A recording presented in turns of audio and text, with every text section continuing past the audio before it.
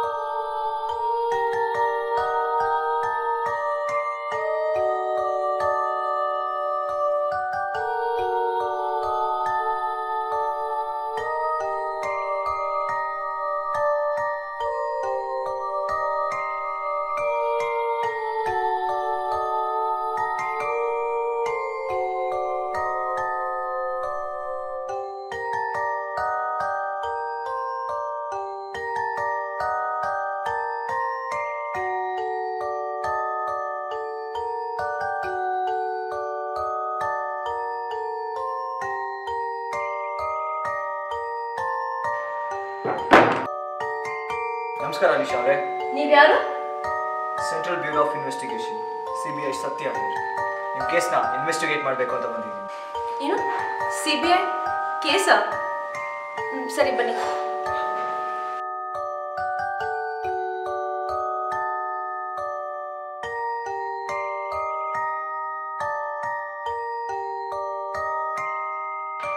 ನೋಡಿ ನಿಶಾ ವರ್ಮಾ ಅವರೇ, ಈ ಕೇಸ್ ಮುಗಿಯೋ ತನಕ ನಿಮ್ಮ ಚೆಕ್ ಸ್ಯಾಂಕ್ಷನ್ ಆಗಲ್ಲ. ಇವಾಗ ಇದು CBI ಬಂದಿದೆ. ನಾನು ನೋಟಿಸ್ ಮಾಡ್ದಂಗೆ ನಿಮ್ಮ ಕೇಸಲ್ಲಿ ಏನೋ ನಿಗೂಢತೆ ಇದೆ. ಅದನ್ನ ಏನು ಅಂತ ಕಂಡುಹಿಡಿಯೋವರೆಗೂ ನಾನು ನಿಮ್ಮ ಚೆಕ್ ಸ್ಯಾಂಕ್ಷನ್ ಆಗಬಿಡಲ್ಲ. ಏನು ನಿಗೂಢತೆನ? Please, I just lost my husband. ಈ ತರ ಇಶ್ಯೂಸ್ ಕ್ರಿಯೇಟ್ ಮಾಡ್ಬೇಡಿ. ಏನು ನ್ಯೂಸೆನ್ಸಾ? CBI ಅಂದ್ರೆ ತಮಾಷೆ ಅನ್ಕೊಂಡಿದ್ದೀರಾ ನೀವು? ನೋಡಿ, ಈ ಕೇಸ್ ಸಾಲ್ವ್ ಆಗೋವರೆಗೂ ನಿಮ್ಗೆ ಯಾವುದೇ ರೀತಿ ಚೆಕ್ ಸ್ಯಾಂಕ್ಷನ್ ಆಗಲ್ಲ. ಗೌರ್ಮೆಂಟ್ ಕಾಸ್ನ ಆ ಥರ ನಾವು ಬಿಡಂಗಿಲ್ಲ. ನೋಡಿ, ಈ ಕೇಸ್ ಪೂರ್ತಿ ಇನ್ವೆಸ್ಟಿಗೇಷನ್ ನಡೆಯೋವರೆಗೂ ನಿಮ್ಮ ಚೆಕ್ ಸ್ಯಾಂಕ್ಷನ್ ಆಗೋಕ್ಕೆ ನಾನು ಬಿಡಲ್ಲ. Sir sir sir sir please listen. ಸ್ವಲ್ಪ ನೀರು ಕೊಡ್ತೀರಾ?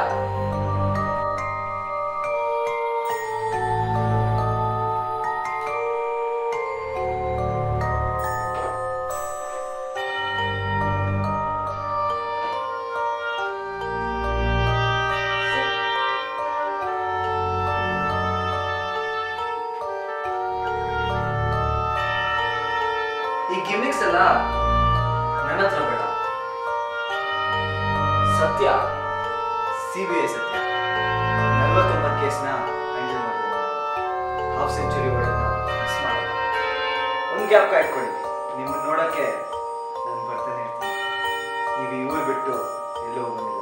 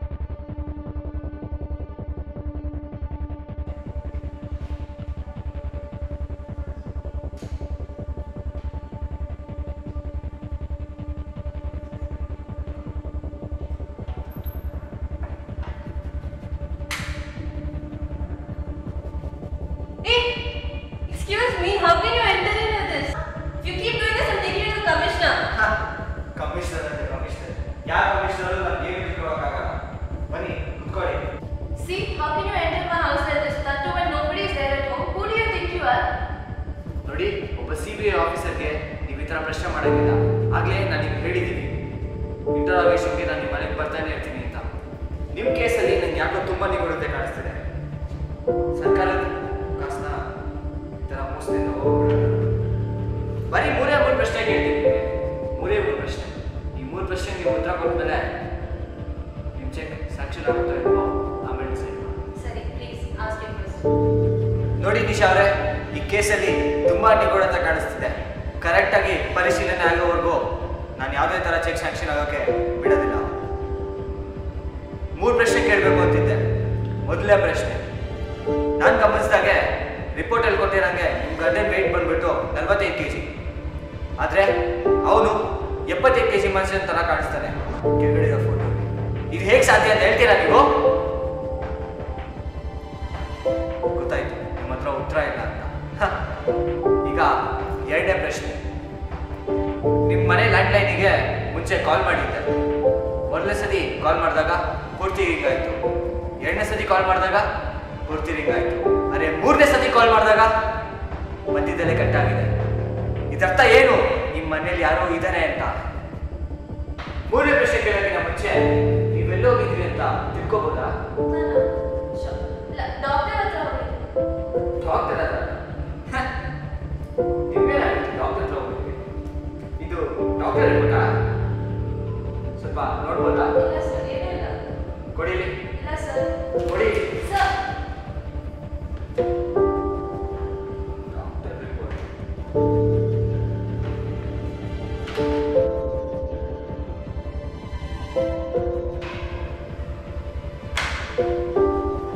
ಇವತ್ತಿಗೆ ನಿಮ್ಮ ಕೇಸ್ ಇಲ್ಲಿಗೆ ಕ್ಲೋಸ್.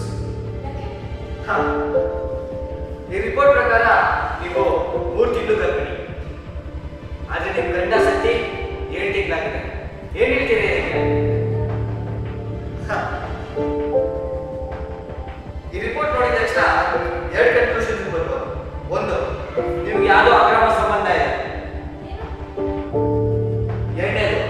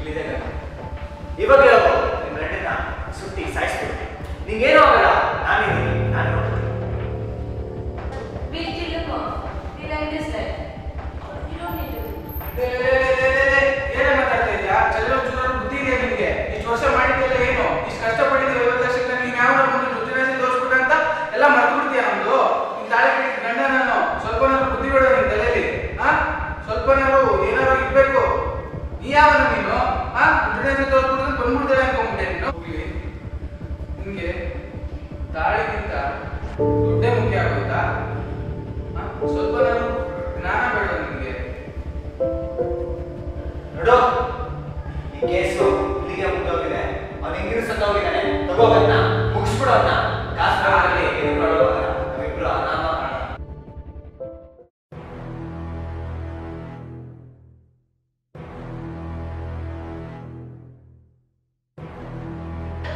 ಬೇಡ ಕಡೆ, ಮೊದಲೇ ಕಣ್ಣು ಇಟ್ಕೊಳಕ್ ಬರಲ್ಲ. ಇದೆಲ್ಲ ಬೇಕಾ ನಿಮ್ಗೆ? ಬೇಡ ಕಡೆ, ನನ್ನ ಈ ತಾಳಿ ಕಟ್ಟಿದ ಗಂಡ ಕಡೆ ಒಂದ್ಸರಿ ತಾಳಿ ನೋಡ್ಕೊಂಡು ಬಿಟ್ಟು ಬೇಡ. ಬಿಟ್ಬಿಡು ಬಿಟ್ಬಿಡು. ದುಡ್ಡಿನ ಆಸೆ ಮಾತ್ರ ಮಾಡಬೇಡ ಜೀವನದಲ್ಲಿ. ಬೇಡ.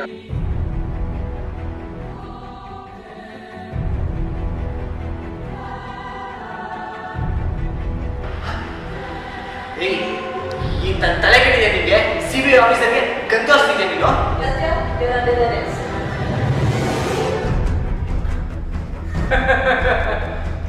ಬಾಸ್, ನಿಮ್ಮ ಆಟ ಮುಗೀತು. ಅವಳು ನನ್ನ ಹೆಂಡತಿನೂ ಅಲ್ಲ, ನಾನು ಅವಳ ಗಂಡನೂ ಅಲ್ಲ. ಸೆಂಟ್ರಲಿಂದ ಸ್ಪೆಷಲ್ ಆಗಿ ಅಪಾಯಿಂಟ್ ಆಗಿರೋ ಆಫೀಸರ್ ಮಿಸ್ಟರ್ ನಾಡೆ 49ನೇ ಕೇಸ್ ಕರಪ್ಷನ್ ಇಂದ ಗೆದ್ಬಿಟ್ಟು 50ನೇ ಕೇಸ್ ಗೆಲ್ಲಬೇಕು ಅಂತ ಇದ್ದೀರಾ? ಅದನ್ನ ಹಿಡಿಯಕ್ಕೆ ಅಂತಾನೆ ನಮ್ಮನ್ನ ಸ್ಪೆಷಲ್ ಆಗಿ ಅಪಾಯಿಂಟ್ ಮಾಡಿರೋದು.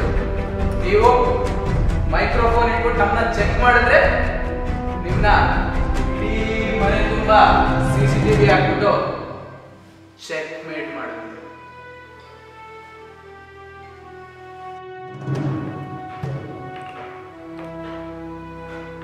ಚೆಕ್